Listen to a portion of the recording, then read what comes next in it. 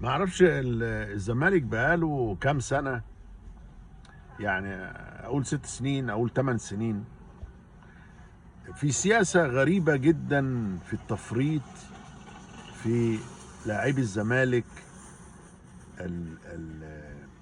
البارزين او الموهوبين، او اللي هم ليهم شخصية قوية وليهم بصمة كبيرة قوي في الماتشات وفي اللعب.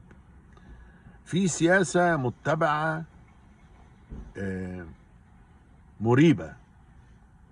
كل شوية نسمع عن آه، خروج لاعب كبير ومهم من الفريق، يروح هنا يسافر هنا، إعارة هنا، يتباع هنا، مشاكل هنا، افتعالات هنا. يعني أنا خلاص قربت أتكلم تركي يعني.